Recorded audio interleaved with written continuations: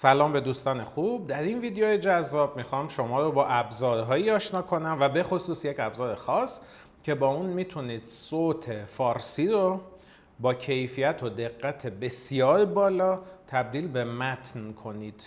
با رایج شدن این ابزارهای هوش مصنوعی از همین سال قبل یا حتی قبلتر، سایت های خیلی زیادی ادعا میکنن که میتونن هر نوع وایسی رو تبدیل به متن کنن و الان میخوایم بررسی کنیم که آیا اینطوریه یا نه و آیا کیفیت قابل قبولی داره این ابزارها یا نه.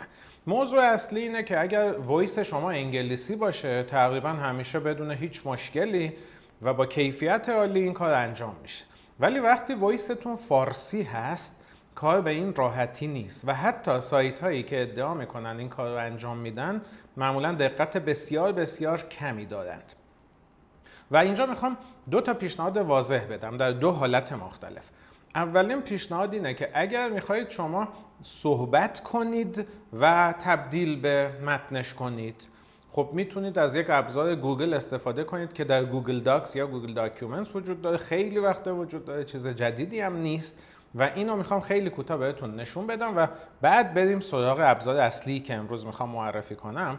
این محیط گوگل داکسه که حالا یه مقدار میتونم بزرگتر کنم. این نوشته هایی هم که اینجا شما میبینید حالا تو کامپیوتر من شما احتمال نخواهید دید چون ما جمنای ادوانس داریم و این باعث شده که یک سری ابزارهای هوش مصنوعی اضافه شده و برای صحبت فارسی و تبدیل شدنش به متن کافیه برید توی تولز و گزینه وایس تایپینگ رو انتخاب کنید. اینجا هست احتمالاً نزدیک عربیه، بله فارسی، و کافیه ما این دکمه رو بزنیم و صحبت کنیم تا تبدیل به متن بشه. حالا فاصله من از میکروفون لپتاپ یک کم زیاده ولی ببینیم با چه دقتی این کار انجام میده. این میکروفون رو اجازه میدیم که کروم بتونه استفاده کنه. سلام، این یک تست واقعی است تا ببینیم که آیا گوگل داکس میتواند صوت فارسی ما را با دقت بالا به متن تبدیل کند. خب اینو قطع میکنم. دیدیم تقریبا با دقت بسیار عالی تمام کلمات رو درست تبدیل به متن کرد. این روش چه مزایا و معایبی داره؟ مزیتش اینه که کاملا رایگانه و نامحدود و میتونید هر چقدر بخواید استفاده کنید و چون توی گوگل داکس یا همون بخش داکیومنتس گوگل ذخیره میشه نیازی به سیو کردن و ذخیره و اینا نداره. همین الان اینو ببندیم این به صورت یک فایلی توی داکیومنت های گوگل ما اضافه شده و هیچ مشکلی پیش نمیاد. ولی عیبش چیه؟ عیبش اینه که حتما باید به اینترنت متصل باشید. در واقع به صورت لحظه‌ای این صوت رو با ابزارهای آنلاین گوگل هم تحلیل میکنه تا بتونه به متن مناسب تبدیل کنه و اگر این اتفاق نیفته، سرعت اینترنتتون خیلی پایین باشه یا قطع بشه، مشکل پیش میاد و دقت خیلی کم خواهد بود. و برای استفاده از این ابزار هم نیازی به VPN یا هیچ چیزی ندارید، میتونید به راحتی استفاده کنید و کاربردهای مختلفی داره. میتونید مقاله صوتی درست کنید، در واقع با صوت بگید و خودش تبدیل به متن کنه. خب این یه مزیت خیلی بزرگیه. من بارها در سایت مدیر سبز 5 دقیقه مثلا در مسافرت با موبایلتون هم میتونید همین ابزار استفاده کنید. یک صحبتی کردم تبدیل به متن شده و فرستادم برای همکارام که تبدیل به مقاله کنن یا خودم اونجا در چند دقیقه تبدیل به مقاله کردم. پس این یک امکان عالیه. ولی چالش جدی‌تر و بزرگتر و مهمتر، حتما با من موافقید، که اینه که ما یک فایل صوتی فارسی رو تبدیل به متن کنیم. چون شاید مثلا یک صوتی قبلا رکورد شده، یک فیلم همایشی داریم و میخوایم اینو تبدیل به متن کنیم. و این که تاکید میکنم فایل صوتی لزومی نداره حتما به صورت MP3 و صوت باشه، میتونه به صورت ویدیو یا فیلم باشه. ولی چون بالاخره این ابزاری که الان میخوام معرفی کنم لازمه فایل رو آپلود کنیم تو سرورش و شاید یک فیلم مثلا چند گیگ باشه و آپلودش سخت‌تر باشه، معمولاً با ابزارهای رایگانی مثل ایکس مدیا ریکورد یا هند بریک یا هر ابزار دیگه‌ای تبدیل به MP3 میکنیم، صوتش میکنیم و اون صوت رو آپلود میکنیم. پس تنها دلیلش اینه که حجم فایلی که آپلود میکنیم کمتر باشه، اگر نه هم ویدیو هم صوت قابل آپلود هست. و نکته کلیدی که گفتم یه بار دیگه تاکید میکنم، خیلی از این سایت های خارجی تبدیل صوت به متن مدعی هستن که زبان پرژن یا فارسی رو هم دارن توی لیستشون و من چند تا اکانت از اینا خریدم، مثل سایت turboscribe.ai که فارسی هم تو لیستش داره، ولی متن فارسی که تولید میشه میتونم بگم تقریبا افتضاحه و مثلا اون جاهایی که حرف ه وجود داره، حرف س وجود داره، اغلب اشتباه تشخیص میده که این ه جیمی باید باشه، ه دو چشم باشه، یا نوع س رو اشتباه تشخیص میده و خیلی قابل استفاده نیست. البته اونم میشه بعداً اون متن رو ببریم تو ابزار هوش مصنوعی مثل جمنای گوگل بگیم تصحیح کنه، ولی خب کار زیادی میطلبه از طرف ما و وقت میبره این کار که تک تک وارد کنیم و توضیح بدیم تا تصحیح کنه. و الان میخوام یک ابزار خارجی معرفی کنم، یک سایت بسیار معروف که کارش تبدیل صوت به متن و یک مزیتی داره که فعلا هیچ سایت دیگری نداره. میخوام اینجا نشونتون بدم، بریم اینجا تو این صفحه نشونتون بدم. سایت speechmatics.com آدرسشه. چون حالا خارج از ایرانه ولی تیم ایرانی هم داره توی کارکنانش، اومده زبان فارسی رو ترین کرده، اصطلاح هوش مصنوعی هاست که در واقع هوش مصنوعی رو آموزش داده که بتونه کلمات فارسی رو با املای درست تبدیل به متن کنه و خودش هم یه مقاله اضافه کرده. جدید هم نیست، خیلی وقت این اتفاق افتاده، چند ماهیه که زبان فارسی رو ساپورت میکنه. پس شما به کمک این سایت اسپیچماتیکس به راحتی میتونید صوت‌های فارسی رو تبدیل به متن کنید. حالا بریم یکم بیشتر از این سایت اطلاعاتی ببینیم، اگر میشه بریم رو لپتاپ. خب اسپیچماتیکس هم لایو ترانسکریپشن داره. ترانسکریپشن همون معنی تبدیل به اصطلاح صوت به متنه به صورت لایو، یعنی توی همایشی هم میتونید روشن کنید که این امکان رو همون گوگل داکس هم که نشون دادم داشت. خب و حتی لایو ترنسلیشن هم داره، از هر زبانی به هر زبانی نیست، ولی مثلا ما توی همایشی نشستیم انگلیسی صحبت میکنن، میتونیم از این سایت استفاده کنیم و تبدیل به ترجمه مثلا فارسی، آلمانی یا زبان دیگه ای بکنیم و استفاده کنیم. برندهای معروفی از این سایت استفاده میکنن و امکانات بسیار بسیار عالی داره. یکی از امکانات خیلی مهمش اینه که شما با اکانت رایگانش میتونید تا ماهی 4 ساعت به اصطلاح فایل صوتی رو تبدیل به متن کنید و ماهی 4 ساعت هم صوت‌های لایو رو تبدیل به متن کنید.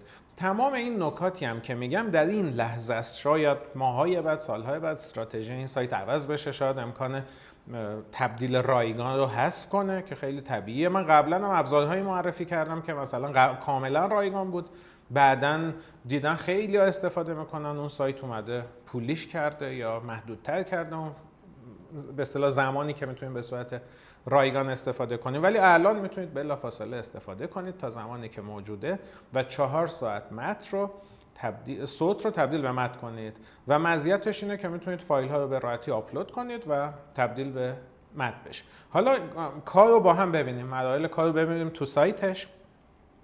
اینجا اول خب باید لاگین کنیم، ساین این کنیم. کافیه با یک اکانت گوگل فقط لاگین کنید. حالا من چون اینجا با جیمیلم لاگینم اتوماتیک وارد شد و هیچ موردی نداره. این محیط کار هم کاملا عوض شده. تا چند هفته قبل یه محیط دیگه ای بود که اینجا نوشته میخواید اون محیط قبلی رو ببینید و زمانی هم که شما این ویدیو رو میبینید باز شاید تغییر کرده باشه که اصلا اهمیتی نداره. کلیت عملکردش کاملا یکسانه. 2 تا گزینه داره، ریل تایم، همون چیزیه که گفتم، در یک همایشی هستید، سخنرانی، در یک جلسه کاری هستید و میخواید همزمان صحبت‌های طرف مقابل یا خودتون متن بشه و حتی شاید بخواید ترجمه بشه. و یه گزینه دیگری داره که بچ، به اصطلاح این گزینه‌ایه که میتونید فایل‌های صوتی رو تبدیل به متن کنید و از اینجا که هوم این سایت هست میتونید استفاده کنید بعد از لاگین، یا میتونید برید اینجا گزینه کرییت رو بزنید و اینجا باز همون 2 تا گزینه رو داره که ریل تایم و بچ. من گزینه بچ رو میزنم، در واقع میخوام یک فایلی رو تبدیل به متن کنم. باز اینجا گزینه‌های مختلفی دارم، میتونم آپلود کنم اون فایل رو. خب میگه اون فایل رو بکشید بندازید اینجا. من میام رو دسکتاپ و یه فایل کوتاه MP3 فارسی که گذاشتم رو اضافه میکنم. یکی از ویدیوهای اینستاگرامه که فقط تبدیل به MP3ش کردیم که حجم کمتری بگیره. اینجا میتونیم بگیم خودش زبان رو تشخیص بده اتوماتیک و راه بهتر اینه که از خودش نخواهیم این کارو بکنه، خودمون گزینه احتمالاً پرژن یا فارسی. خب اینجا گزینه پرژن یا فارسی رو انتخاب میکنیم. اکیوریسی یا دقت تبدیل صوت به متن هم دو تا گزینه داره، استاندارد و اینهنسد. خب چه فرقی داره، رو کدوم بذاریم بهتره؟ این هست خیلی دقیق تر این کار رو انجام میده، استاندارد یک کم سریعتر با دقت کمتر. حالا شما یک اعتبار محدودی دارید، مثلا 4 ساعت، اگر از گزینه اینهنس استفاده کنید احتمالاً یکم کمتر میشه این زمان. و بعدم که این 4 ساعت تموم شد چه اتفاقی میفته؟ باید البته یک ویزا کارت چیزی داشته باشید که در قسمت بیلینگ اضافه کنید. بعد از اون هم ساعتی بین 1 تا 2 دلار این کارو انجام میده که خیلی ارزان‌تر از سرویس‌های مشابه است. حالا رو همین اینهنسد میذاریم. ادوانسد آپشنز هم خیلی مواردش برای زبان فارسی شاید قابل استفاده نباشه، ما الان اصلا هیچی رو دست نمیزنیم و میایم فقط ترانسکرایب ناو رو میزنیم.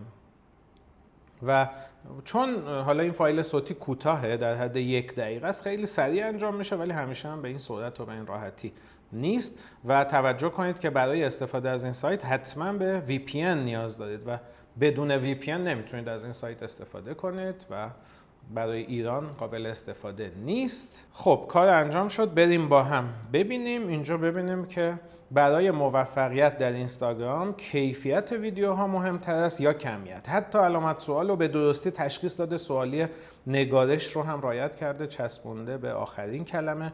بیایید با هم بحث کنیم. اگر فکر میکنید کیفیت مهمتره، خب معیار کیفیت چه کسی است؟ تقریبا میتونم بگم من تستایی که انجام دادم، یک وایس فارسی رو یا ویدیو فارسی رو بدون اشتباه تبدیل به متن میکنه. البته که مثلا اینجا میتونیم باید نیم فاصله بود، درست انجام نداده. البته چون عامیانه گفتیم میتونیم این کارو نکرده، اگه میگفتیم میتوانیم احتمالاً اینو درست انجام میداد. و این ابزار فوق العاده میبینید که در کوتاه‌ترین زمان میتونه یک صوت یا ویدیو فارسی رو به متن خیلی دقیق و قابل استفاده تبدیل کنه. و حالا چه کاربردهایی داره این موضوع؟ میتونید مثلا یک سخنرانی داشتید، کلش رو تبدیل به متن کنید و اگه میخواید از این امکانات رایگان استفاده کنید تا 4 ساعت در ماه و اینو تبدیل به مقاله کنید. یعنی این متن رو بدید به ابزار هوش مصنوعی مثل جمنا یا چت جی پی تی، ازش بخواید یه مقاله خوب استخراج کنه. میتونید یک صحبت فارسی داشته باشید، تبدیل به متنش کنید و با ابزارهای ترنسلیت جمنا یا هر ابزار دیگه‌ای تبدیل به یک مقاله انگلیسی کنید، متن انگلیسی کنید که مزیت خیلی خوبیه. و حتی میتونید آموزش هاتون رو راحت تر کنید. مثلا یک جای یک کارگاهی شرکت کردید، یک دوره آموزشی ویدیویی دارید، حالا صوتش رو میتونید بدید تبدیل به متن بشه و حتی بعد من این کار رو همیشه انجام میدم، صوت رو تبدیل به متن میکنم و بعدش میدم یک ابزاری مثل جمنای خلاصه کنه و کلاسی که خودم حضور داشتم، حالا به صورت لایو آنلاین حضوری صوتش رو داشتم و نکات مهم اون رو هم در بیاره که خیلی راحت بتونم بعدا یک نگاهی بندازم به نکات مهم اون جلسه. پس ابزار بسیار بی‌نظیر و خوبیه و توصیه میکنم که حتما استفاده کنید و توجه کنید این 4 ساعت در ماه، وقتی ماه تموم شد ریست میشه. حالا استفاده کرده باشید یا نکرده باشید، ماه بعد باز بهتون 4 ساعت اعتبار میده که میتونید استفاده کنید. همینطور از این ابزار میتونید برای مثلا زیرنویس کردن ویدیوها استفاده کنید. در واقع تبدیل به متن میکنه با دقت خیلی بالا که میتونید از این متنا حالا تو افزار ادوبی پریمیر یا هر محیطی استفاده کنید و وارد کنید و بنویسید. خب اینجا برای این کار کافیه برید گزینه دانلود رو بزنید و این چون مربوط به یه ویدیویی بوده و صوتی بوده، مستقیم فایل زیرنویسش رو دانلود کنید که این فایل زیرنویس هم قابل استفاده در محیط‌هایی مثل ادوبی پریمیر، یا میتونید مثل همین چیزی که اینجا نوشته به صورت تکست فقط دانلود کنید دیگه، به اصطلاحاً اون زمان‌ها رو ننوشته باشه که کدوم کلمات باید تایم استمپ نداشته باشه. خب امیدوارم از این ویدیو هم لذت برده باشید. امروز دیدید که چطور میتونید یک فایل صوتی یا همینطور صوت زنده رو تبدیل به متن دقیق فارسی کنید. امیدوارم از این ابزار به خوبی استفاده کنید و اگر ویدیوهای ما رو دوست دارید حتما کانال ما رو سابسکرایب کنید، پیگیری کنید، لایک کنید، کامنت بذارید تا ما با انگیزه بیشتری ویدیوهای جدیدتر تولید کنیم. موفق باشید.